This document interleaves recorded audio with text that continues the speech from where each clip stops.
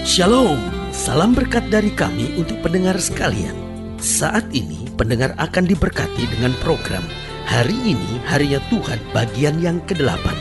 Sebuah program rohani tentang doktrin Alkitab yang menolong kita untuk semakin tertanam dalam kebenaran firman dan bertumbuh dalam kemuliaan. Bersama hambanya, Pendeta Gilbert Lumoino, STH.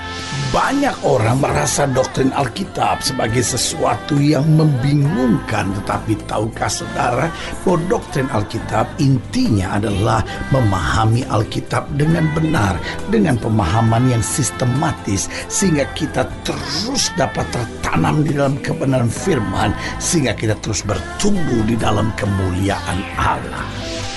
Buka hati saudara sekalian untuk menerima berkat-berkat firman-Nya hari ini.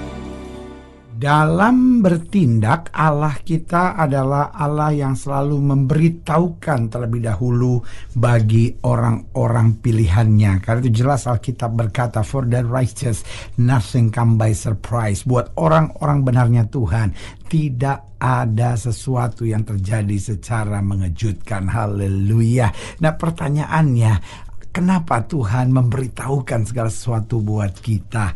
Yang pertama jelas, Tuhan mempersiapkan kita agar kita kuat dan memang siap, saudara-saudara. Karena itu Alkitab jelas berkata, for the righteous nothing come by surprise. Allah memberitahu terlebih dahulu. Alkitab berkata bahwa Allah tidak pernah mengerjakan sesuatu tanpa memberitahukannya kepada hamba-hambanya. Tuhan mau kita kuat, Tuhan mau kita siap, sehingga waktu semuanya terjadi, kita dapat menghadapinya dengan rencana Tuhan yang sempurna. Haleluya. Jadi jelas, saudaraku yang kasih dalam Tuhan, buat orang benar kita tidak perlu mencurigai, tidak perlu khawatir, tidak perlu cemas untuk apapun. Berserah saja sama Tuhan, percaya aja di jalan Tuhan, jalani saja jalan yang tepat dalam kehidupan kita. Maka sebelum segala sesuatu terjadi, Tuhan memberitahu terlebih dahulu buat kita agar kita kuat, agar kita siap dan dapat mengerjakan yang terbaik. Haleluya. Yang kedua, Tuhan memberitahukan yang terlebih dahulu segala sesuatunya buat kita agar kita selalu dapat berserah kepada Tuhan. Karena saudaraku yang kasih dalam Tuhan, orang itu kalau tiba-tiba terjadi sesuatu cenderung akan menghalalkan segala cara.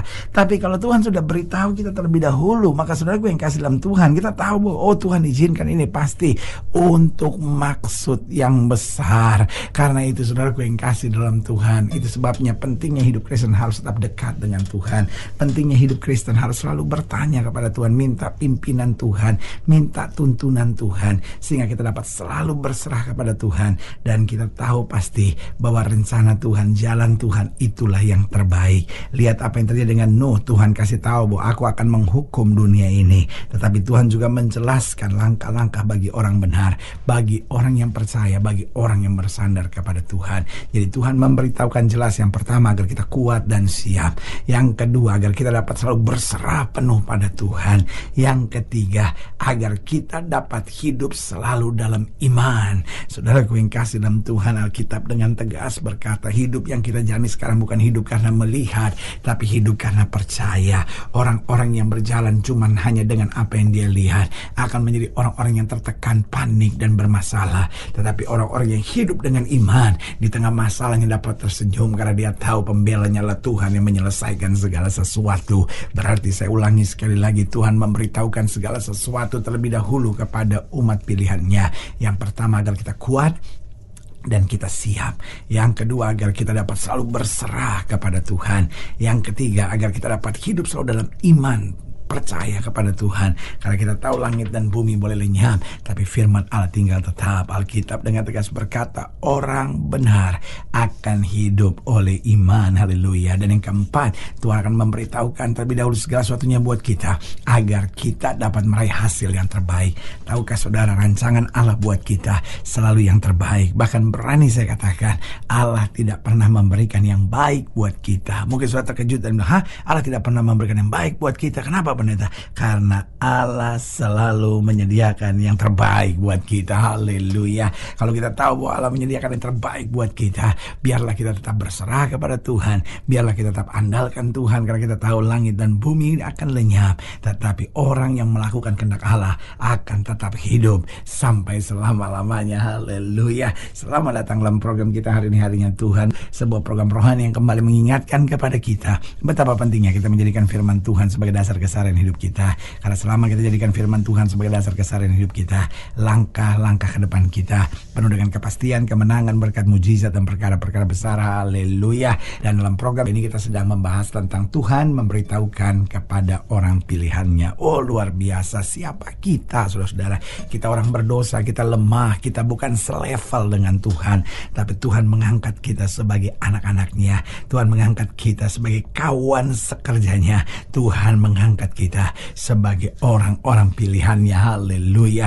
Tuhan begitu percaya kepada kita sehingga sebelum segala sesuatunya terjadi, Dia memberitahukannya kepada orang-orang pilihannya. Haleluya. Nah, saudara yang kasih dalam Tuhan, dalam program ini, dalam pembahasan kita tentang Tuhan memberitahukan kepada orang-orang pilihannya, kita mau sama-sama belajar dari Kejadian pasal 18, Kejadian pasal 18 ayatnya yang ke-16, Kejadian 18 ayatnya yang ke-16 sampai ayatnya yang ke-21. Kejadian pasal 18 ayat 16 sampai 21.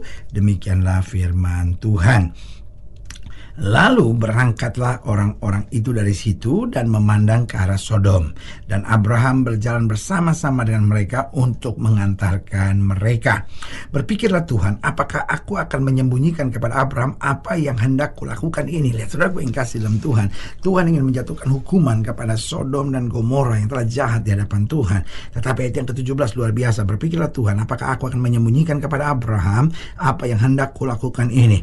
Bukankah sesungguhnya Abraham akan menjadi bangsa yang besar serta berkuasa, dan oleh dia segala bangsa di atas bumi akan mendapat berkat. Ayat 19, sebab aku telah memilih dia supaya diperintahkannya kepada anak-anaknya dan kepada keturunannya, supaya tetap hidup menurut jalan yang ditunjukkan Tuhan dengan melakukan kebenaran dan keadilan, dan supaya Tuhan memenuhi kepada Abraham apa yang dijanjikannya kepadanya. Sesudah itu berfirmanlah Tuhan, sesungguhnya banyak keluh kesah orang tentang Sodom dan Gomora, dan sesungguhnya sangat berat dosanya. Baiklah aku turun untuk melihat apakah benar-benar mereka telah berkelakuan seperti keluh kesah orang yang telah sampai kepadaku atau tidak.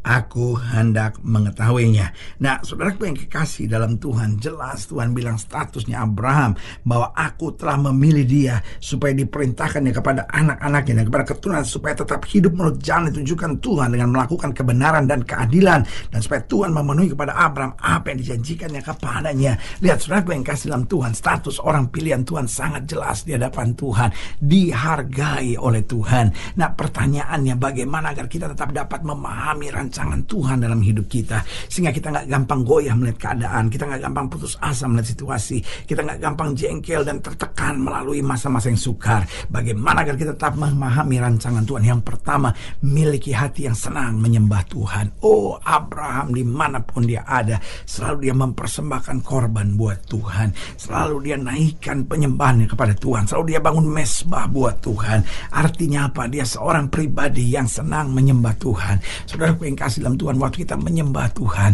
maka bukan hanya suara kita yang sampai kepada Tuhan, tapi suara Tuhan akan kita terima dalam hati kita, sehingga kita menyatu dengan Tuhan. Kita menjadi bagian sorgawi yang Allah percayakan hal-hal yang dahsyat. Berarti jelas yang pertama, agar kita tetap dapat memahami rancangan Tuhan, kita harus memiliki hati yang senang menyembah Tuhan.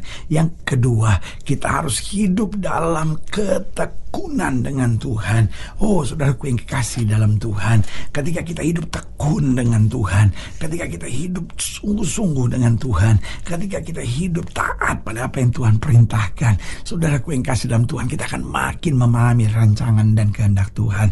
Seringkali persoalannya, kita baca Alkitab tapi nggak tekun, kita berdoa tapi nggak tekun, kita cari Tuhan nggak tekun, kita melayani Tuhan nggak tekun. Tapi sebaliknya, waktu kita hidup dalam ketekunan kepada Tuhan, saudaraku yang kasih dalam Tuhan, segala rancangannya akan dinyatakan buat kita. Haleluya. Dan yang ketiga, saya pelajari bagaimana agar kita tetap dapat memahami rancangan Tuhan, selalu berjalan kesucian. Karena Alkitab berkata, berbahagialah orang yang suci hatinya, karena mereka akan melihat Tuhan. Artinya orang-orang yang berjalan kesucian, maka dia akan mendapat privilege, mendapat kehormatan dari Tuhan untuk menikmati segala kemuliaannya. Saudaraku yang kekasih dalam Tuhan, Kekristenan tanpa kesucian adalah kepalsuan, kemunafikan belaka. Jangan jadi Kristen kalau kita tetap hidup di dalam kenajisan dan perzinahan. Tapi mari kita jadi Kristen yang berani bayar harga yang bernama kesucian. Karena orang-orang yang hidup dalam kesucian akan melihat Tuhan. Dan akhirnya bukan hanya melihat Tuhan, tetapi mengalami kasih karunia, kuasa, berkatnya yang sempurna setiap hari. Karena itu adik-adik muda, mari hidup dalam kesucian. Setiap pengusaha, pedagang, ayo hidup dalam kesucian. Setiap ibu-ibu rumah tangga, bahkan setiap pejabat-pejabat, bahkan setiap hamba-hamba Tuhan, mari kita hidup dalam kesucian. Dan kita akan melihat kemuliaan Tuhan dinyatakan. Oh haleluya. Bagaimana agar kita tetap dapat memahami rancangan Tuhan? Yang pertama, miliki hati yang senang menyembah Tuhan. Yang kedua, hidup dalam ketekunan kepada Tuhan. Lalu yang ketiga, selalu berjalan dalam kesucian. Dan yang keempat, mengandalkan firman Tuhan dalam hidup kita. Oh haleluya. Saudaraku yang kekasih dalam Tuhan, orang-orang yang mengandalkan firman dalam hidupnya akan menjadi orang-orang yang tegak. Orang-orang yang mengandalkan firman dalam hidupnya akan menjadi orang-orang yang bersuka cita. Orang-orang yang mengandalkan firman dalam hidupnya akan selalu memahami dan melihat kebaikan-kebaikan Tuhan yang luar biasa. Hidup ini bukan soal harta dan kekayaan.